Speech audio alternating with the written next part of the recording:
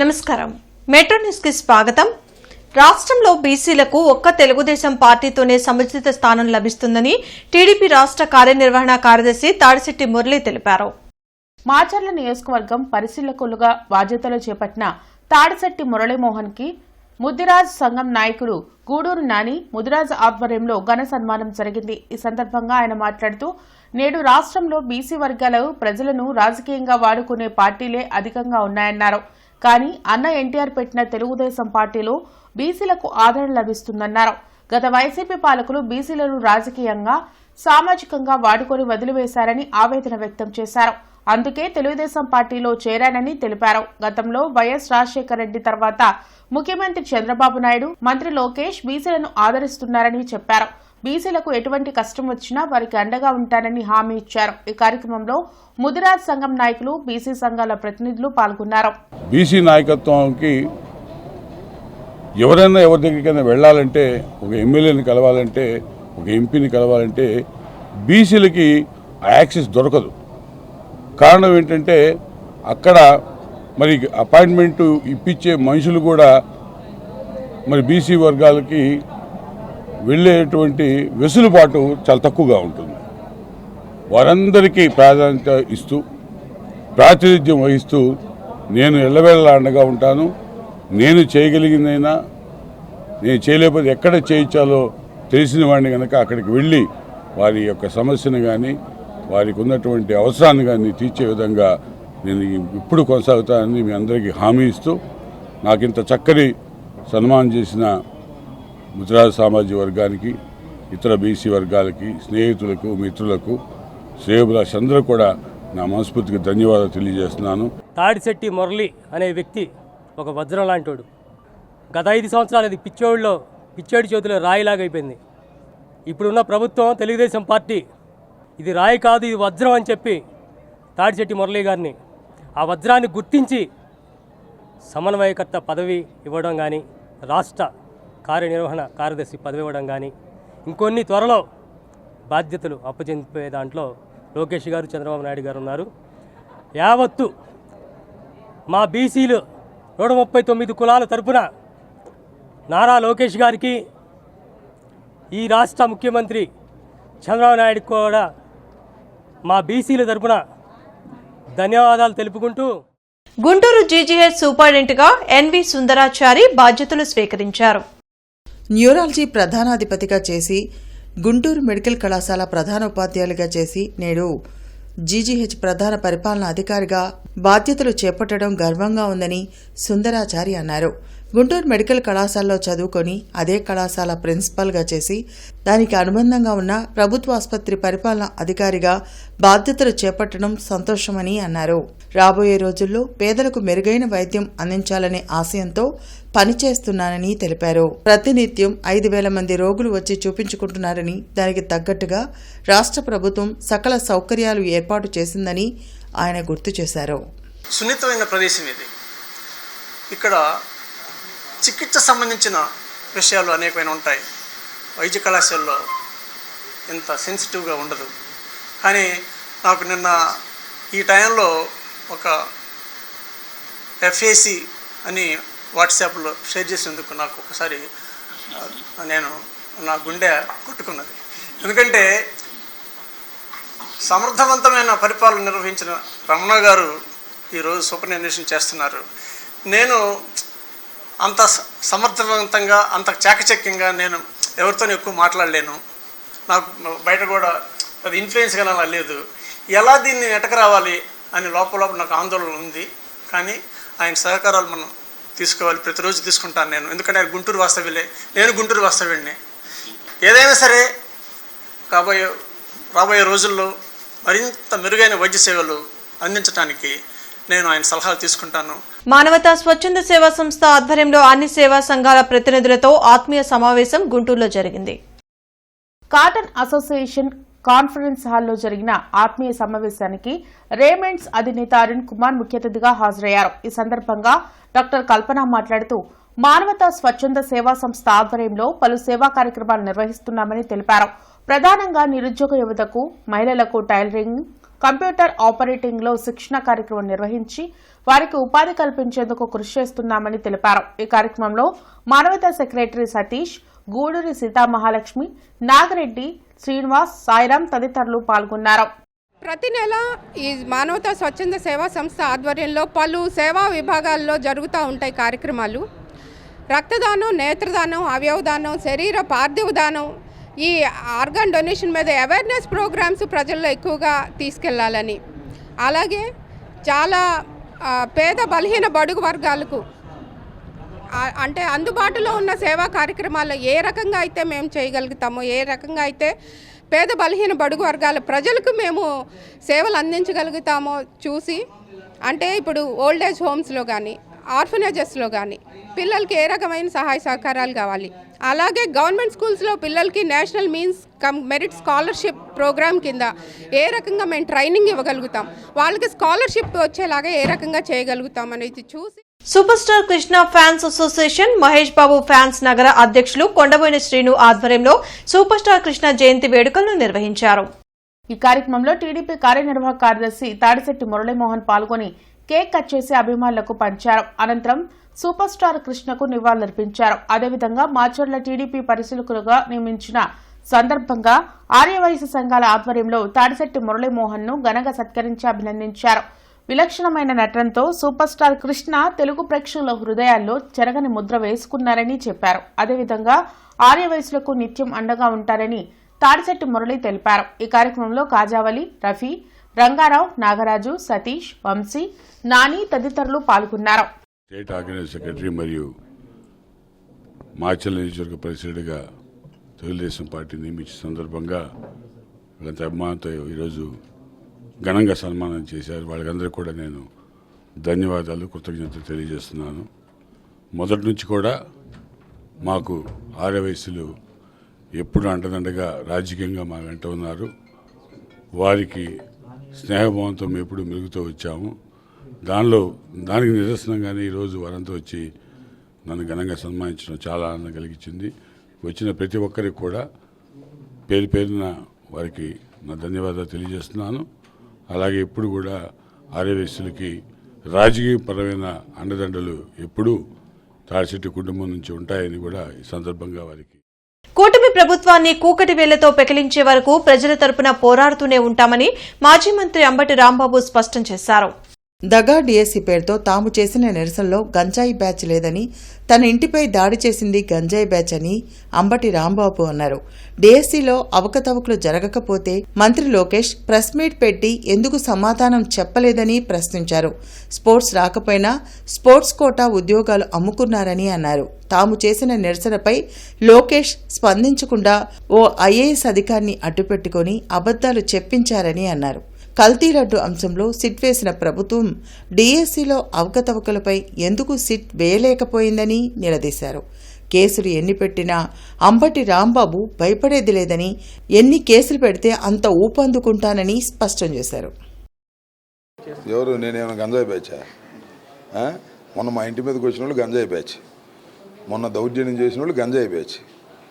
మేము డిఎస్సిలో తీవ్రమైన అన్యాయం జరిగిందనేటువంటి ఉద్దేశంతో పెద్ద ఎత్తున రాష్ట్ర వ్యాప్తంగా ఉద్యమ రూపాన్ని ఇస్తున్నాం. మొన్న స్టూడెంట్స్ పెద్ద ఎత్తున స్పందించారు. స్టూడెంట్స్ యూనియన్ తరపున మేము చేశాం. అదేవిధంగా రేపు యువజన విభాగం తరపున చేస్తున్నాం. దానిలో వాళ్ళు రాలేదు, వీళ్ళు రాలేదు, గంజాయి బ్యాచ్. నిజంగా డిఎస్సిలో పాల్గొన్న వాళ్ళు ధైర్యంగా ఉద్యమం చేసే పరిస్థితి ఉంది.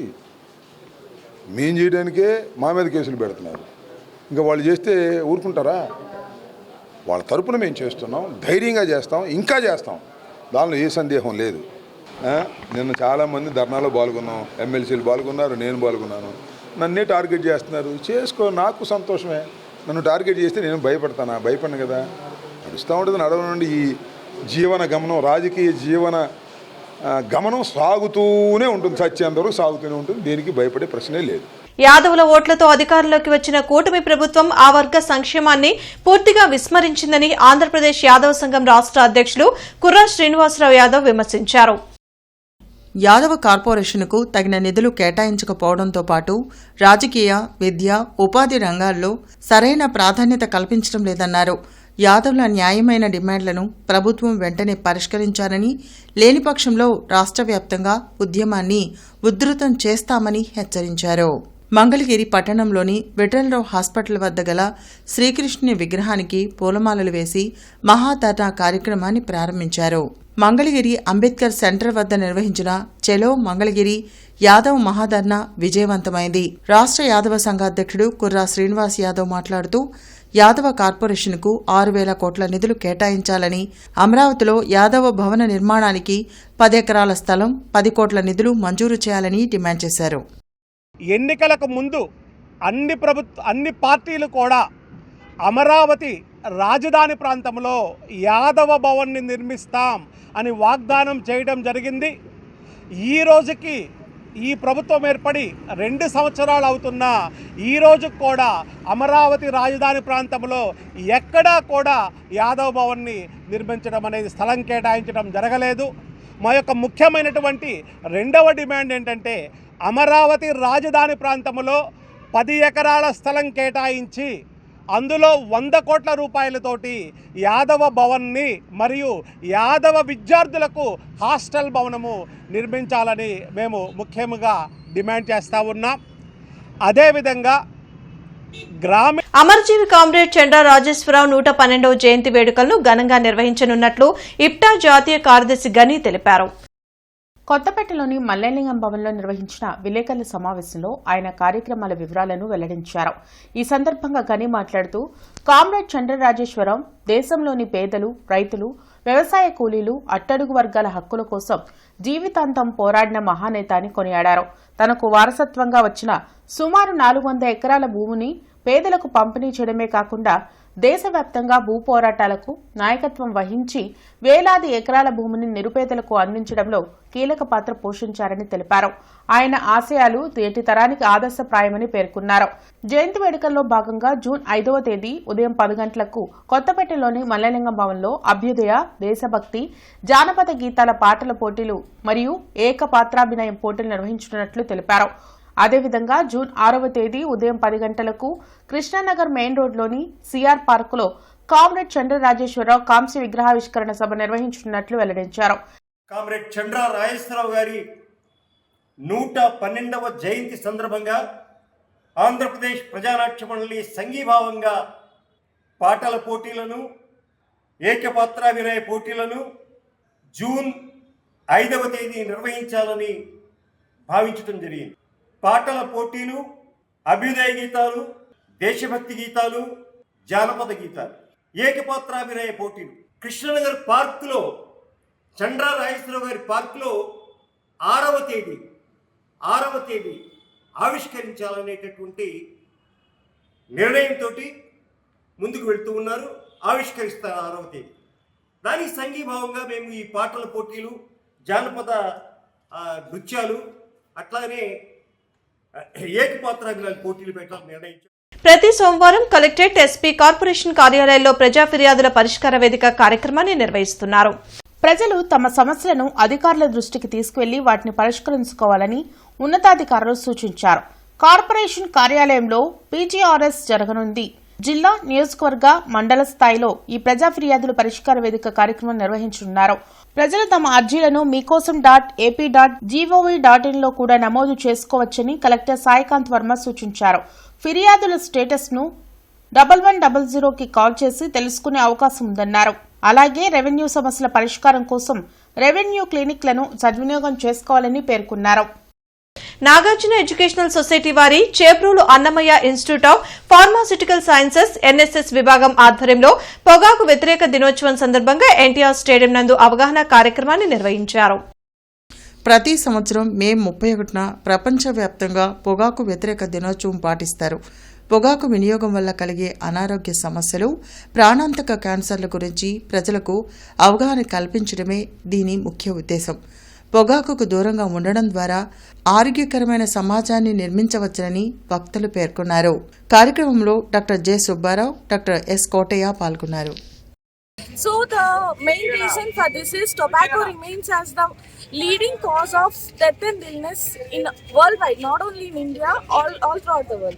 There are different forms of tobacco like cigarettes, BDs and hookahs and other chewing type of tobaccos too. So all type of tobaccos cause certain kind of illnesses. The main diseases caused due to tobacco might be chronic bronchitis, COPD, it can cause asthma, it can also lead to cancer, oral cancer, it can lead to bladder cancer, it can lead to lung cancers, it can also weaken our immunity system and also can reduce the fertility rate in humans. Super star Krishna జయంతి సందర్భంగా తూర్పు MLA Naseer కార్యాలయంలో senior Krishna Mahesh fans అధ్యక్షులు షేక్ బాజీ ఆధ్వర్యంలో cake cutting, పండ్ల పంపిణీ తదితర సేవా కార్యక్రమాలు నిర్వహించారు. ఈ సందర్భంగా గుంటూరు జిల్లా కృష్ణ మహేష్ ఫ్యాన్స్ అధ్యక్షులు మహేష్ బాబు అభిమాన సంఘం నాయకుడు కోటా శేషగిరి మాట్లాడుతూ సినీ పరిశ్రమలో నిర్మాతలకు ఎల్లప్పుడూ అండగా నిలిచి వారికి ఎలాంటి ఇబ్బందులు కలగకుండా సహకరించిన మహానటుడు కృష్ణ అని కొనియాడారు. ఆయన సినీ ప్రస్థానం తెలుగు చిత్రసీమలో చిరస్థాయిగా నిలిచిందన్నారు. అలాగే తండ్రి వారసత్వాన్ని కొనసాగిస్తూ సూపర్ స్టార్ మహేష్ బాబు అనేక సేవా కార్యక్రమాలు, ముఖ్యంగా చిన్నారుల గుండె శస్త్రచికిత్సలకు సహాయం వంటి కార్యక్రమాలను ఎటువంటి ఆర్భాటం లేకుండా నిర్వహించడం అభినందనీయమని అన్నారు. ప్రొడ్యూసర్ల దగ్గర డబ్బులు లేకపోయినా కానీ, లాస్ వచ్చినా కానీ ఆ తర్వాత నెక్స్ట్ సినిమా ఇచ్చి ఆ ప్రొడ్యూసర్లు ఆదుకొని వాళ్ళ కుటుంబాన్ని ఎప్పుడు చూసుకునే వ్యక్తి సూపర్ స్టార్ కృష్ణ గారు. తన గురువు ఆదిత్య సుబ్బారావు గారు ఫస్ట్ సినిమా తీసి ఆ తర్వాత ఆయన దెబ్బతింటే ఆయన పిలిచి గురువు గారు మీరు సినిమా చేసుకోండి అని చెప్పేసి ఆయన సినిమాలు ఇచ్చి అలాగే ఎంతోమందిని ఇండస్ట్రీలో ఆదుకున్న వ్యక్తి.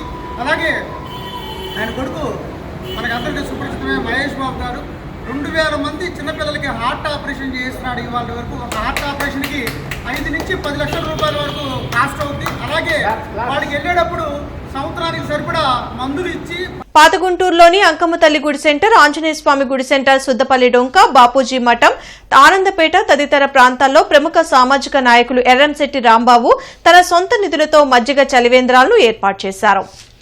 ఈ కార్యక్రమానికి పలువురు స్థానిక నాయకులతో పాటు వివిధ స్వచ్ఛంద సంస్థల సేవకులు పాల్గొని సుమారు 5,000 మందికి మజ్జిగని ఉచితంగా అందజేశారు. 2026 సంవత్సరంలో సుమారు 48 డిగ్రీల ఉష్ణోగ్రతతో ప్రజలు ఎండదెబ్బకు వెలవెల్లాడిపోతున్న సందర్భంలో తన వంతు సాయంగా ఈ మజ్జిగ కేంద్రాన్ని ఏర్పాటు చేసి వేలాది మంది తన తోటి స్థానికులకు సేవ చేయడం ఎంతో సంతోషంగా ఉందని ఎర్రంశెట్టి రాంబాబు పేర్కొన్నారు.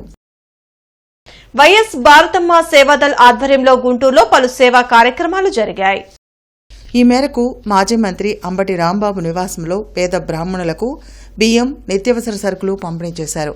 వైఎస్ భారతమ్మ పేరుతో సేవా కార్యక్రమాలు నిర్వహించడం ఆనందంగా ఉందని ఈ సందర్భంగా అంబటి రాంబాబు అన్నారు. పేద వర్గాలకు వైఎస్ఆర్సీపీ నిత్యం అండగా ఉంటుందని చెప్పారు. ప్రస్తుత కాలంలో నిత్యావసర వస్తువుల ధరలు విపరీతంగా పెరిగిపోయి పేద, మధ్యతరగతి వర్గాల ప్రజలు ఆర్థికంగా ఇబ్బందులు పడుతున్నారని తెలిపారు. ఈ నేపథ్యంలో సేవాదళ్ ఆధ్వర్యంలో నిరంతరం సేవా కార్యక్రమాలు కొనసాగించాలని సూచించారు. ఈ కార్యక్రమంలో వైఎస్ భారతమ్మ సేవాదళ్ ప్రతినిధులు విజయ్ దీపక్, ఓలేటి అరవింద్, విష్ణువర్ధన్, సత్య, శ్రీకాంత్ తదితరులు పాల్గొన్నారు. ఈ వెస్ట్ కాన్స్టిట్యున్సీలో ఉన్నటువంటి పేద బ్రాహ్మలకి ఈ పప్పు, నూనె, రైసులు, నిత్యావసర వస్తువుల్ని ఇవ్వాలనే ఉద్దేశంతో ఈరోజు ఈ సమావేశాన్ని ఏర్పాటు చేయడం జరిగింది. అది కూడా వైఎస్ భారతమ్మ సేవాదళ్ అనేటువంటి పేరు మీద దాన్ని స్థాపించి మన విజయ్ దీపక్ ఈ మంచి కార్యక్రమాన్ని చేస్తున్నారు.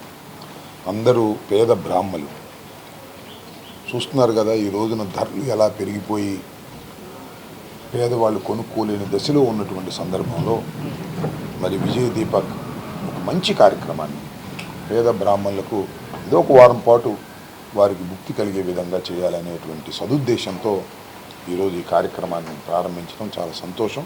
ప్రజారోగ్య పరిరక్షణలో భాగంగా ప్రతి సంవత్సరం లాగే ఈ ఏడాది కూడా జూన్ నెలను యాంటీ మలేరియా మాసం జూన్ 2027గా నిర్వహిస్తున్నట్లు కమిషనర్ మయూర్ అశోక్ తెలిపారు. ఈ సందర్భంగా కమిషనర్ మయూర్ అశోక్ మాట్లాడుతూ గుంటూరు మున్సిపల్ కార్పొరేషన్ పరిధిలో మలేరియా, డెంగ్యూ, చికెన్ గున్యా వంటి దోమల ద్వారా వ్యాపించే వ్యాధుల నివారణకు ప్రత్యేక కార్యక్రమాలు చేపడుతున్నామన్నారు. ప్రపంచ ఆరోగ్య సంస్థ నిర్దేశించిన మలేరియా నిర్మూలన వైపు ఇప్పుడు మనం చేయగలం, తప్పక చేయాలి అనే థీమ్కు అనుగుణంగా నగరంలో మలేరియా రహిత లక్ష్య సాధన కోసం ప్రతి ఒక్కరూ భాగస్వాములు కావాలని కోరారు. అహల్యాబాయ్ హోల్కర్ జయంతిని పురస్కరించుకుని ది రౌండ్ టేబుల్ మిత్ర బృందం మరియు 35వ division BJP incharge Ankaraju Shashank Sharma, మాజీ జిల్లా కార్యదర్శి అంకరాజు నరసింహమూర్తి ఆధ్వర్యంలో పట్టాభిపురం దగ్గరలోని శ్రీ శ్రీ శ్రీ ముక్తేశ్వర సహిత శ్రీ సీతారామస్వామి దేవాలయం దగ్గర 500 లీటర్ల మజ్జిగ పంపిణీ కార్యక్రమాన్ని నిర్వహించారు.